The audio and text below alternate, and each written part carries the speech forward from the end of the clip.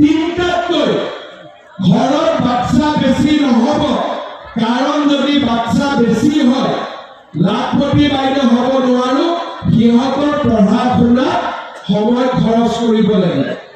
সেইকাৰণে আজি ঘৰত গৈ হাজবেণ্ডসকলক ক'ব যে মামা আহিছিলে, মামাই ক'লে দুটা বিয়া কৰালে জেলত যাবি, বাংলাত শেষ। লগত কি ক'ব যে বাচ্চাও কিন্তু তিনটা, চাৰিটা নহ'ব। বোলে আল্লাহ দিলে কি কৰিম, বোলে আল্লাহ বাচ্চা নিদিয়ে বুলি মামাই কৈ গৈছে।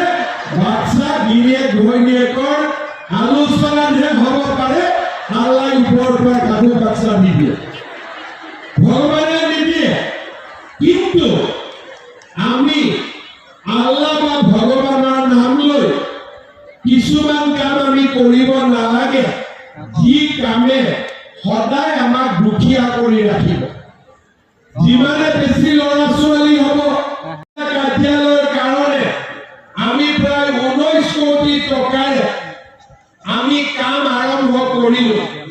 লামডিঙত ধনশিলাৰ পৰা লং যাবলৈ 13 কোটি টকাৰ দলং আৰু হোজাই যোগীদান পথ 9 কোটি, মুৰাদাৰ পিছগৰি পথ 10 কোটি আৰু বিভিন্ন আঁচনি আজি আমি ইয়াতে শুভ উদ্বোধন আৰু আমি আধাৰশিলাও স্থাপন কৰিলো।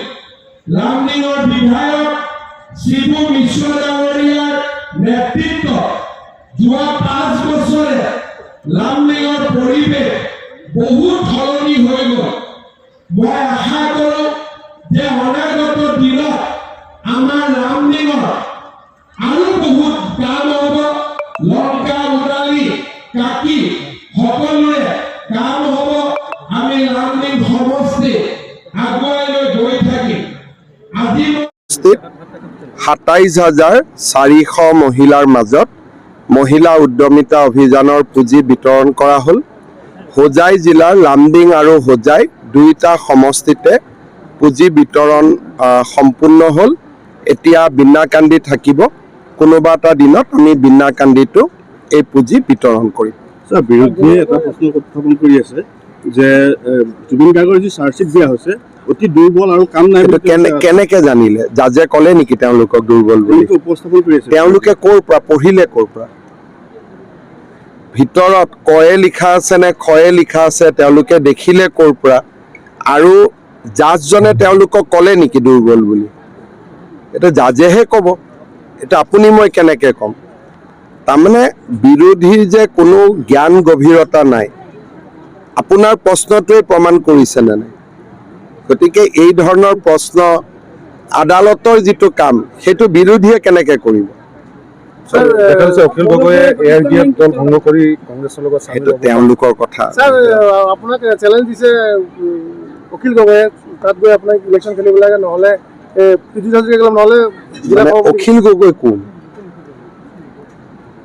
অখিল গগৈ আমাক চেলেঞ্জ দিবৰ কাৰণে অখিল গগৈ কোন? তেওঁৰ পৰিচয়টো দিয়কচোন। তেওঁ কেইজন বিধায়ক আছে, কিমান ডাঙৰ দল, তেওঁ কি কি অসমত কৰিলে আজিলৈকে, এটা লিষ্ট এটা দিয়ক মোক।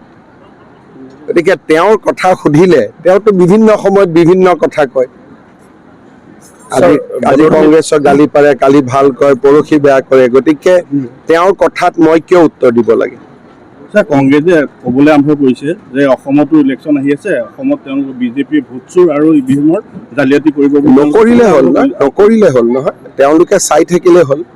তেওঁলোকৰ BLA আছে, অসমত তেওঁলোকৰ লাখ কাৰ্যকৰ্তা আছে, ইমান ডাঙৰ দল, তেওঁলোক থাকোঁতে কোনে ভোট চুৰি কৰিব পাৰিব? ছাৰ কালি বদৰুদ্দিন আজমল, তেওঁলোকতো অসমৰ সকলো ঘৰে ঘৰে নাই জানো? তেওঁলোক এটা ইমান ডাঙৰ ৰাজনৈতিক দল, তেওঁলোক থাকোঁতে কেনেকে কোনে ভোট চুৰি কৰিব পাৰিব? গণ্ডগোল হৈ যাব। বদৰুদ্দিন আজমলে এটা কথা কৈছিল ছাৰ যে লুৰিণজ্যোতি আৰু অখিল গগৈ আহিব লাগে, আমাৰ বিৰোধী শক্তি আহিব লাগে। তেওঁ মই এটা কথা কৈ আছো কি, আপোনালোকে মোক এজনে সুধিব বদৰুদ্দিনে এইটো কৈছে, এজনে ক'ব অখিলে এইটো কৈছে, এজনে কৈছে কংগ্ৰেছে এইটো কৈছে। তাৰমানে মই গোটেই ৰাতি কাম বাদ দি ৰিল চাই থাকিব লাগিব কোনে কি কৈছে।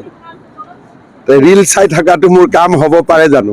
মই ৱাৰ্ক অভাৰ দিয়া নিচিনা মই কথাটো কি কৈছো যে আপুনি যেতিয়া মোক এই প্ৰশ্নবিলাক কৰে, প্ৰথম মই এতিয়া ৰাস্তাত যাওঁতে ফেচবুক আৰু ইনষ্টা চাই যাব লাগিব, নহ'লেতো মই বুজি নাপাম এইবিলাক কোনে কি কৈছে। গতিকে যিখিনি কথা ৰাজহুৱাভাৱে কোনেও শুনা নাই, দেখা নাই, বাতৰি কাকতো উলিওৱা নাই, টিভিটো হেডলাইন হোৱা নাই, তেনেকুৱা কিমান কথা মনত ৰাখিব? ছাৰ, প্ৰধানমন্ত্ৰীগৰাকী 20 তাৰিখে যে আহিব আৰু আমাৰ যিটো এয়াৰপৰ্টৰ মুকলি কৰিব, তেওঁ ইতিমধ্যে বহুত ধুনীয়া হৈছে বুলি ইণ্টাৰভিউ দিছে প্ৰধানমন্ত্ৰীগৰাকীয়ে।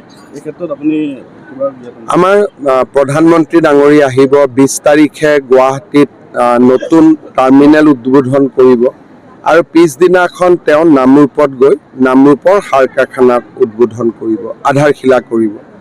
প্ৰধানমন্ত্ৰী বিজেপিৰ কাৰ্যালয়টো আহিব আৰু প্ৰধানমন্ত্ৰী ডাঙৰীয়াই আমি যি শ্বহীদ স্মাৰক নিৰ্মাণ কৰিছোঁ তাতো প্ৰধানমন্ত্ৰী ডাঙৰীয়াই গৈ শ্বহীদসকলক শ্ৰদ্ধা জনাব। এটা দীঘলীয়া কাৰ্যসূচী আছে, 2 এদিনতে গোটেই কাৰ্যসূচীখিনি আহি পাব। তেতিয়া আমি সাংবাদিকসকলৰ জৰিয়তে ৰাইজৰ লগত শ্বেয়াৰ কৰিম। ধুনীয়া টাৰ্মিনেল বনাইছে, বহুত বেছি ধুনীয়া, মানে ধুনীয়া নহয়, বেছি ধুনীয়া। ধুনীয়া বুলি ক'লেতো এটা জেনেৰেল বুজা যায়। এই যিটো বিমান বন্দৰ বা টাৰ্মিনেল হৈছে এইটো বাঁহেদি নিৰ্মাণ কৰা হৈছে, কপৌ ফুলৰ আৰ্হিত নিৰ্মাণ কৰা হৈছে আৰু বহুত বেছি ধুনীয়া। অকল ধুনীয়া বুলি ক'লে ভুল হ'ব। স্যার, হোজাই জিলার কোভিড আশ্রমের মাটি অকুপাই করে আছে কি নাম? নাসির আৰু হামিদে। ধৰি ল'ম দিয়ক দুইটাকে। আমাৰ কামটো প্ৰায় সম্পূৰ্ণ হৈ গৈছে, আমাৰতো একো বাকী নাই। কিমানটা সমষ্টিত আপোনালোকে? আমাৰ বাছ 102-3টা সমষ্টিত আমি ভালকৈ কণ্টেষ্ট কৰিম। কেণ্ডিডেটো মোটামুটি আমাৰ ৰেডি হৈ আছে, কামো ৰেডি হৈ আছে, এলায়েন্সো আমাৰ ৰেডি হৈ আছে। আমাৰ বিশেষ একো অসুবিধা নাই। কালি আমাৰ প্ৰজন্ম আৰু মহিলা নৱপ্ৰজন্মই পাব, মহিলাই পাব। আগতকৈ নৱপ্ৰজন্ম আৰু মহিলা দুয়োটাৰে সংখ্যা বাঢ়িব। ছাৰ, বিনাগাঁথি সমষ্টিত বিজেপি পাৰ্টিটো আগবঢ়াব নেকি? এতিয়ালৈকে এজিপিৰ লগত কথা হোৱা নাই, কিন্তু বিজেপিয়েতো প্ৰস্তুতি চলাই আছে, কিন্তু কথা পাতিব লাগিব। সমষ্টিৰ নামটো এতিয়া মই ল'ব খোজা নাই। স্যাৰ, গৌৰৱ ৰিংটো কেতিয়া আপুনি